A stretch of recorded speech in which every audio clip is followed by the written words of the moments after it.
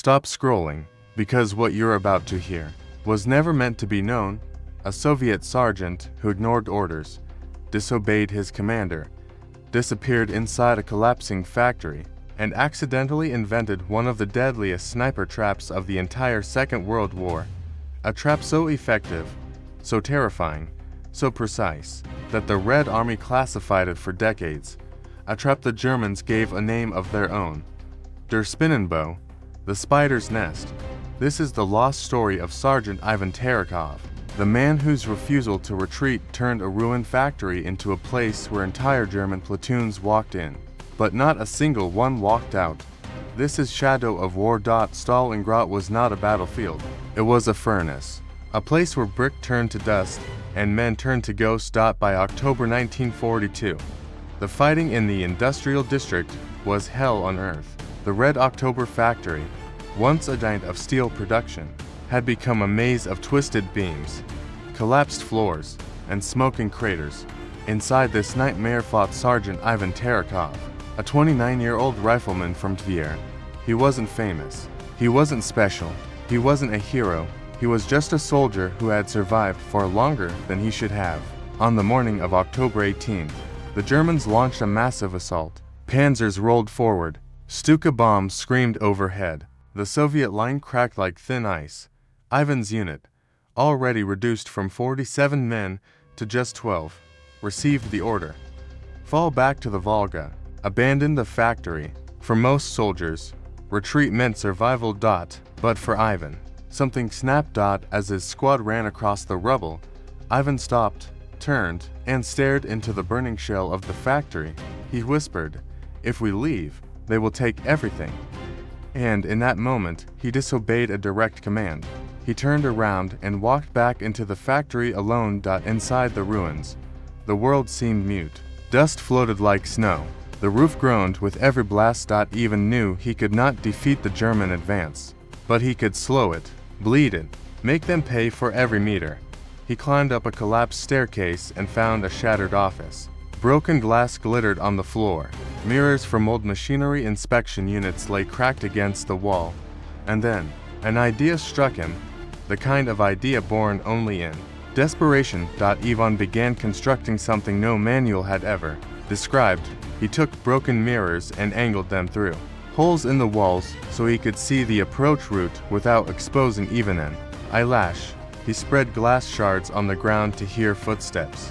Before seeing them, he placed a German helmet on a bent pipe outside a window to bait sniper fire and reveal enemy positions. And finally, he created a kill zone, a narrow corridor between two collapsed beams where any German trying to enter would be funneled straight into the view of his Mosin-Nagant rifle. He whispered to himself, "If I must die here, I will die as a spider does, in its web." Thus, the first spider's nest was born. An hour later, Ivan heard the crunch of boots stepping on glass. German scouts. Two men moved cautiously into the corridor. Ivan held his breath, waited, and fired once. One scout fell instantly. The second dove behind a beam, confused, unaware of where the shot came from.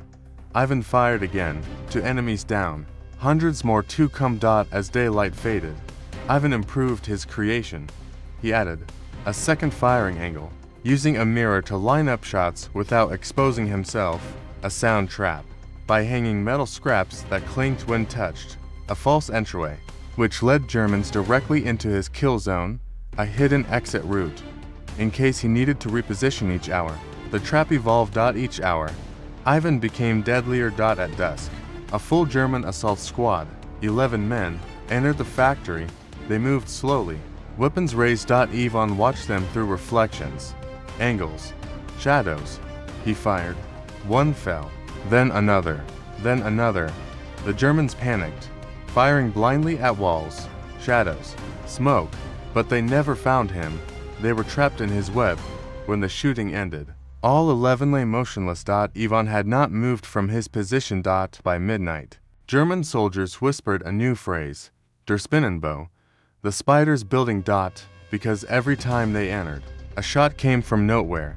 Men dropped without warning. Bodies fell in perfect lines, and not a single Soviet soldier was ever seen. They believed a whole platoon was hidden inside. But it was one man, one sergeant, one disobedient soldier the Red Army had already written off as missing at 3 a.m. A Soviet scout unit breached the factory. They expected death. Instead, they found Ivan, covered in dust, eyes sharp, still holding his rifle. Corporal Borodin asked, "How many men are holding this sector?" Ivan replied, "Just one." They stared at him in disbelief. Then they saw the bodies, the broken glass, the angled mirrors, the perfect kill zone, and they understood. They had found the spider's nest. Ivan was not punished for ignoring orders. He was promoted. His trap was studied, replicated, and taught across Stalingrad. By early 1943, dozens of Soviet snipers used variations of the spider's nest tactic to turn buildings into death traps. The Germans never adapted in time. In countless ruins across the city, Soviet sharpshooters waited in webs of their own creation. Silent, invisible, lethal. All thanks to one stubborn sergeant who refused to retreat. Chapter 11. What became of Ivan Terekhov? Ivan survived Stalingrad. Barely. After the war, he worked in a small metal workshop outside Moscow. He never called himself a hero.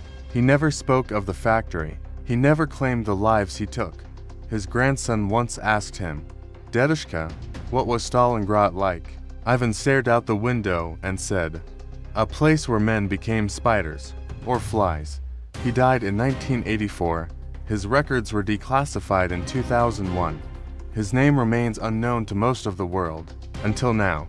This is the kind of story history forgot, the kind of story textbooks skip, the kind of story only Shade of War brings back to life.